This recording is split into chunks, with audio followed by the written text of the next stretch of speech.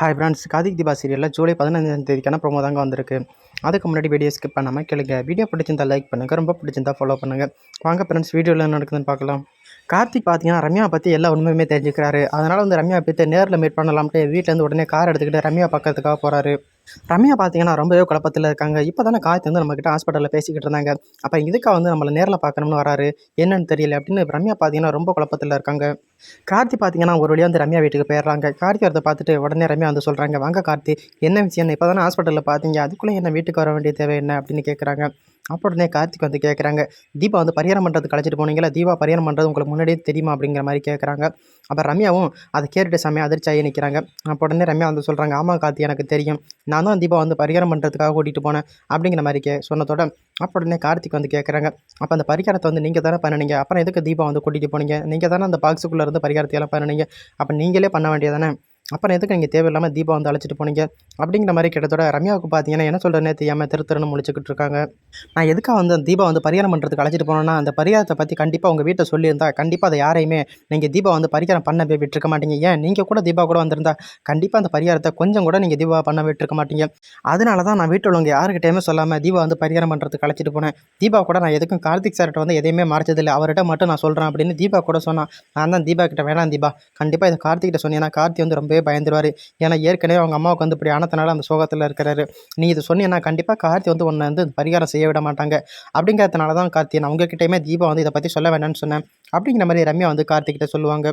அப்போ உடனே கார்த்திக் வந்து கேட்பாங்க, சரி ரம்யா, நீங்கள் சொல்கிறது எல்லாத்தையுமே நான் ஒத்துக்கிறேன் கண்டிப்பாக, அப்புறம் எதுக்கு தீபா வந்து அந்த வாய்ஸ் மெசேஜ் போட்டிருந்தா, நான் செத்த அதுக்கு காரணம் வந்து நான் மட்டும்தான், வேறு யாருமே இல்லைன்னு, அப்புறம் எதுக்கு அந்த வாய்ஸ் மெசேஜ் எனக்கு அனுப்பியிருந்தா, அது என்ன காரணம் அப்படிங்கிற மாதிரி கார்த்தி வந்து கேட்பாங்க. தீபா வந்து என்னை சமாதானப்படுத்துறதுக்காக ஒரு வாய்ஸ் மெசேஜ் அனுப்பியிருந்தாலே, அதை பற்றி தானே கேட்குறீங்க கார்த்தி அப்படிங்கிற மாதிரி ரம்யா வந்து கேட்பாங்க. கார்த்தி, ஆமாம், நான் அதை பற்றி தான் கேட்குறேன். தீபா வந்து எதுக்கு அப்படி பேசி அனுப்பினானா, ஒருவேளை தீபா வந்து அந்த பரிகாரத்தை பண்ணுனா தீபாவுக்கு வந்து ஏதாச்சும் ஏற்படும், ஒருவேளை தீபா வந்து சாகிறதுக்கு கூட அந்த நிலைமை கூட ஏற்படலாம். அதனால தான் தீபா வந்து ஒருவேளை வந்து என்னால் வந்து ரம்யாவுக்கு எதுவும் ஆகிடக்கூடாது அப்படிங்கிற காரணத்தினால தான் தீபா வந்து அப்படி மெசேஜ் பண்ணியிருந்தா. தீபாவை வச்சு அந்த பரிகாரத்தை பண்ணலாம்னு தான் நான் தீபா வந்து அந்த காட்டுக்குள்ளே அழைச்சிட்டு போனேன். இருந்தாலும் எனக்கு மனசு வந்து கேட்கல. ஏன்னா தீபாவுக்கு வந்து அருமையான கணவராக நீங்கள் இருக்கிறீங்க. அது மட்டும் இல்லை, அம்மா ஸ்தானத்தில் வந்து உங்கள் அம்மா இருக்கிறாங்க, தீபா அப்பா ஸ்தானத்தில் உங்கள் அப்பா இருக்கிறாங்க. அதனால் வந்து எனக்கு மனசு வந்து கேட்கல. நான் செத்தா எங்கள் அப்பா மட்டும்தான், எங்கள் அப்பாவை எப்படியும் தீபா வந்து பார்த்துக்கோன்னு எனக்கு நம்பிக்கை இருந்துச்சு. அதனால தான் அந்த ஒரு காரணத்தினால தான் தீபாவுக்கு பதிலாக அந்த பரிகாரத்தை வந்து நான் பண்ணுறதுக்காக துணிஞ்சேன். என்னோட உயிர் கூட போனால் கூட போய்த்து போகுது, என் ஃப்ரெண்டுக்காக தானே என் உயிரே விடுறேன். அதனால நினச்சி தான் நான் வந்து இந்த பரிகாரத்தை பண்ணுறதுக்கு துணிஞ்சேன் கார்த்தி அப்படிங்கிற மாதிரி அந்த இடத்துல ரம்யா வந்து நடிக்கிறாங்க. இதை கேட்டுட்டு கார்த்தி பார்த்தீங்கன்னா, அப்போ கார்த்தி உடனே கேட்குறாங்க, இந்த பரிகாரத்தை வந்து நீங்கள் எதுக்கு எங்கள் அம்மாவுக்காக பண்ண போகணும், தீபா தான் நான் பண்ணணும்னு சொன்னீங்க, அப்புறம் எதுக்கு நீங்கள் பண்ணுனீங்க அப்படிங்கிற மாதிரி கேட்குறாங்க. கார்த்தியை நீங்கள் பிரித்து பேசாதீங்க, நான் தீபா வந்து என் ஃப்ரெண்டுக்கு மேலே பார்க்குறேன், எனக்கு ஏதாச்சும் ஒன்று ஆனிச்சுன்னா எங்கள் அப்பா வந்து நீங்கள் பார்த்துக்க மாட்டீங்களா அப்படிங்கிற மாதிரி ரம்யா வந்து கேட்குறாங்க. கார்த்தி வந்து என்ன சொல்கிறேன்னே தெரியாமல் அப்படியே வாயடிச்சு போய் நிற்கிறாங்க. அப்போ உடனே கார்த்தி வந்து சொல்கிறாங்க, ரம்யா, நீங்கள் சொல்கிறது எல்லாம் கேட்டுட்டு போகிறதுக்கு நான் ஒன்றும் பைத்தியம் இல்லை சரிங்களா, நீங்கள் வந்து நல்லாவே போய் சொல்கிறீங்க. மொத்த குடும்பமுமே தீபாவை காணும்னு சல்லடை போட்டு தேடிக்கிட்டு இருந்தோம், போலீஸில் வேறு கம்ப்ளைண்ட் கொடுத்துருந்தோம். ஆனால் தீபா இருக்கிறத வந்து நீங்கள் எனக்கு கொஞ்சம் கூட கால் பண்ணி சொல்லலை. உண்மையிலேயே எங்கள் வீட்டு மேலே வந்து அக்கறை இருந்துச்சுன்னா கண்டிப்பாக வந்து தீபா வந்து நான் தான் அழைச்சிட்டு போனேன்னு கண்டிப்பாக நீங்கள் கால் பண்ணி சொல்லியிருப்பீங்க.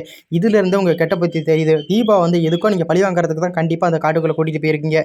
இன்னமும் நான் உங்களை பற்றி நம்புறதுக்கு தயாராக இல்லை ரம்யா அப்படிங்கிற மாதிரி கார்த்தி வந்து சொல்கிறாங்க. இதை கேட்டுட்டு ரம்யா பார்த்தீங்கன்னா அப்படியே ஷாக்காகி நிற்கிறாங்க. என்னடா பல்லது சொல்லி கார்த்தி வந்து நம்ப மாட்டேங்கிறாங்களே, எப்படி இந்த கார்த்தி வந்து நம்ப வைக்கிறது.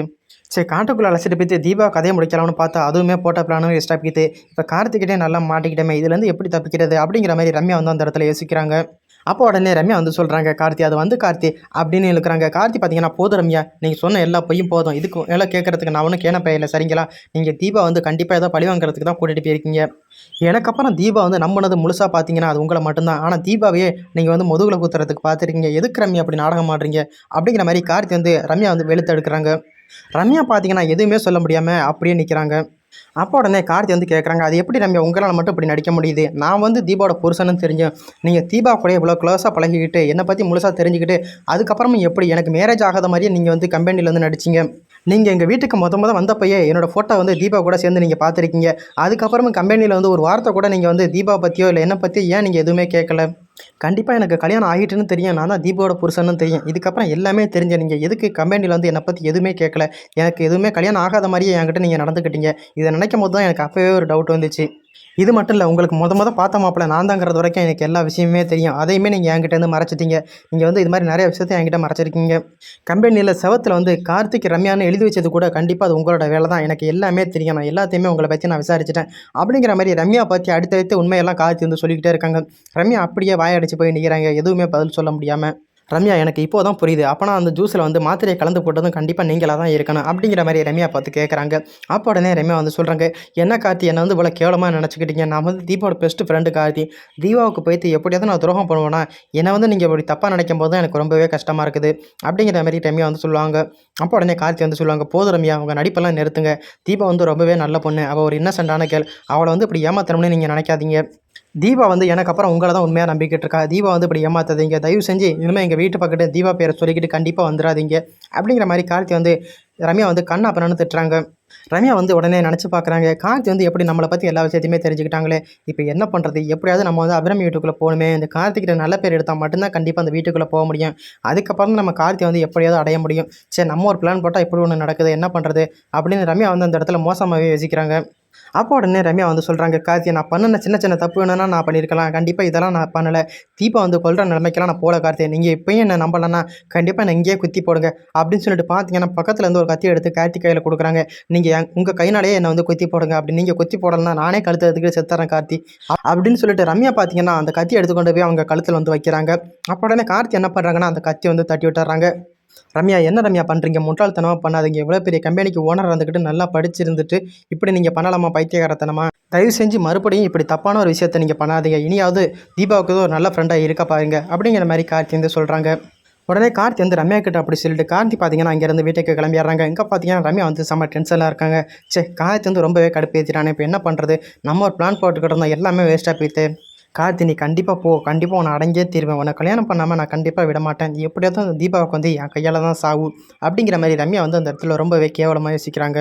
அடுத்து நம்ம என்ன பண்ணணும்னா கார்த்திகிட்டையோ இல்லை அருணாச்சலத்து மாமா கிட்டையோ கண்டிப்பாக நம்ம எப்படியாவது நல்ல பேர் எடுக்கணும் அப்படிங்கிற மாதிரி ரம்யா நினச்சிக்கிறாங்க. கார்த்தி அப்படி நம்மளை பற்றி எல்லா விஷயத்தையுமே தெரிஞ்சுக்கிட்டாங்க. எல்லாத்தையுமே கரெக்டாக புட்டு வைக்கிறாங்களே, இதை நினைக்கும் போது தான் நமக்கு ரொம்பவே பயமாக இருக்குது. இருந்தாலும் நம்ம கார்த்திகிட்ட எப்படியாவது ஜாக்கிரதையாக தான் இருக்கணும். அதுக்கப்புறம் பார்த்தீங்கன்னா கார்த்தி நேராக ஹாஸ்பிட்டல் போகிறாங்க. ஹாஸ்பிட்டல் போயிட்டு தீபாவும் கார்த்தியும் சேர்ந்துக்கிட்டு அபிராமி கை தாங்கலாம் ஒரு வழியாக வீட்டுக்கு கிளச்சிக்கிட்டு வராங்க. அபிராமி வரதை பார்த்துட்டு மீனாட்சி மைதிலியும் சேர்ந்து அபிராமிக்கு ஆரத்தி எடுக்கிறாங்க. ஆரத்தி எடுத்து அபிராமியை கைத்தாங்களாக ரெண்டு பேருமே வீட்டுக்குள்ளே கூட்டிகிட்டு போகிறாங்க. அப்போ உடனே காத்து சொல்கிறாரு, அம்மா நீ நல்லா இருக்கிறதுக்கு காரணமே கண்டிப்பாக தீபா தான்மா. தீபா தான் உனக்காக நிறையா பரிகாரம் பண்ணியிருக்கா. தீபா மட்டும் இல்லைனா நீ நேரம் எங்கள்கிட்ட சேர்ந்துருக்க முடியாதுமா. உனக்காக தீபா பரிகாரம் பண்ண போய் தன்னோட உயிரையே கொடுக்கறதுக்கு துணிஞ்சிட்டாமா அப்படிங்கிற மாதிரி காத்து தீபா பற்றி எடுத்து சொல்கிறாங்க. அப்போ அபிராமி பார்த்தீங்கன்னா தீபா ஹக் பண்ணி அழுகுறாங்க. அப்போ உடனே ஆனந்த் சொல்கிறாங்க, அம்மா இது எல்லா தப்புமே நான் தாம்மா காரணம். கண்டிப்பாக அந்த ரியாவை மட்டும் கண்டிப்பாக நான் அந்த வீட்டுக்குள்ளே அழைச்சிட்டு வரலன்னா உங்களுக்கு இந்த நிலைமை ஏற்பட்டுருக்காதுமா. கண்டிப்பாக அந்த ரியா நான் சும்மாவே விட மாட்டாமா. அவள் எங்கே இருந்தாலும் தேடி கண்டுபிடிச்சி அவளை நான் கொல்லாமல் விட மாட்டேன் அப்படிங்கிற மாதிரி ஆனந்த் சொல்கிறாங்க. அப்போ உடனே அபிராமி சொல்கிறாங்க, அப்படியெல்லாம் பண்ணாதப்பா. அப்படி பண்ணினீன்னா அந்த ரியாவுக்கும் உனக்கு என்ன வித்தியாசம்? அவள் தான் அப்படி பண்ணிட்டானா, நீனும் அப்படி பண்ணக்கூடாது. அவளை கண்டிப்பாக போலீஸ் மூலியமாக பிடிச்சி கொடுத்து தண்டனை வாங்கி கொடுக்கணும். தயவு செஞ்சு ஆனந்த் கார்த்தி உங்கள் ரெண்டு பேர்கிட்டமே சொல்லிக்கிறது ஒன்று தான்ப்பா. மறுபடியும் அந்த ரியா நீங்கள் சும்மா தொந்தரவு பண்ணிக்கிட்டு இருக்காதீங்க. இந்த வீட்டிலேருந்து மறுபடியும் ஒருத்தர் இழக்கிறதுக்கு நான் விரும்பலை. கண்டிப்பாக அந்த ரியா எவ்வளோ சீக்கிரம் போலீஸில் பிடிச்சி கொடுக்க முடியுமோ அவ்வளோ சீக்கிரம் போலீஸில் பிடிச்சி கொடுங்க. அப்போ தான் நம்ம எல்லாருக்குமே நிம்மதி, அப்போ தான் எனக்கு நிம்மதி அப்படிங்கிற மாதிரி அபிராமி சொன்னதோட அப்போ உடனே கார்த்திக் சொல்கிறாங்க, விடுங்கம்மா, அது எல்லாத்தையுமே நான் பார்த்துக்கிறேம்மா. கூடிய சீக்கிரம் அந்த ரியாவை பிடிச்சி கொடுத்து கண்டிப்பாக தண்டனை வாங்கி கொடுக்குறம்மா. அதுக்கப்புறம் பார்த்தீங்கன்னா அபிராமி கேட்குறாங்க, எங்கப்பா என் மருமக மீனாட்சி அப்படின்னு கேட்குறாங்க. அப்போ பார்த்தீங்கன்னா மீனாட்சியும் அபிராமி முன்னாடி வராங்க. அப்போ உடனே அபிராமி என்ன பண்ணுறாங்கன்னா மீனாட்சியோட கையை பிடிச்சி ஆனந்துக்கிட்ட கொடுக்குறாங்க. இதான்ப்பா உன்னோட ஒய்ஃப், ஓகேப்பா. இனியாவது நீ மீனாட்சி மறுபடியும் கஷ்டப்படுத்ததை கண்டிப்பாக மீனாட்சி கழுத்துலேருந்து நீ பழையபடி தாலி கட்டணும். தாலி கட்டி நீங்கள் ரெண்டு பேருமே ஒன்றா வாழணும். அது மட்டும் இல்லைப்பா கார்த்தி, உனக்கும் தான் கண்டிப்பாக நீனும் தீபா கழுத்தில் தாலி கட்டணும். ஏன்னா தீபா என் காரடியில் தாலி கலட்டி வச்சு எல்லாத்தையுமே மீனாட்சி என்கிட்ட சொல்லிட்டா.